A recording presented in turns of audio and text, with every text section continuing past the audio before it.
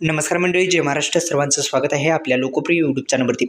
मित्रांनो, पीक विमा योजनेच्या माध्यमातून तुम्ही कसं पद्धतीने तुमच्या घरबसल्या यादीमध्ये नाव कसं चेक करू शकता, तुम्हाला किती पीक विमा येणार या संदर्भात आपण संपूर्ण माहिती या व्हिडिओच्या माध्यमातून जाणून घेण्याचा आपण प्रयत्न करणार आहोत. व्हिडिओला लाईक करा आणि चॅनलला जर तुम्ही सबस्क्राईब केलं नसेल मित्रांनो तर सबस्क्राईब करायला पण विसरू नका. पहा, तुम्ही अधिकृत वेबसाईटवर आल्याच्या नंतर फार्मर कॉर्नर हा जो पर्याय दिसत आहे, हा महत्त्वाचा पर्याय. याच्यावरती जर तुम्ही क्लिक केलं मित्रांनो तुम्हाला पुढं जे असं इंटरफेस दिसेल. मित्रांनो लक्ष द्या, आपल्या यूट्यूब चॅनलला सबस्क्राईब केलं असेल तर आपण एकदा सबस्क्राईब करून घ्या, जेणेकरून तुम्हाला संपूर्ण माहिती मिळेल आणि संपूर्ण व्हिडिओ पहा, जेणेकरून तुम्हाला किती पीक विमा आला आहे, तुम्हाला किती येणार आहे या संदर्भात संपूर्ण माहिती ते दाखवली जाते. अनेक शेतकरी बांधवांना माहिती नसतं. आपण जर पीक विमा भरला असेल तर एक महत्त्वाची आणि आनंदाची बातमी तुमच्यासाठी पण आहे.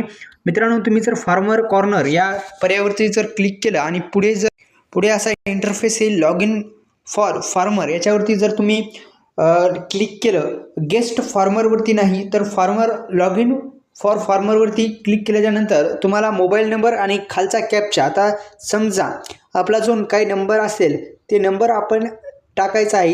इथं रकाना जो देण्यात आला आहे तिथं, आणि हे जसा जे कॅप्चा आहे हा इथे तुम्ही भरू शकता.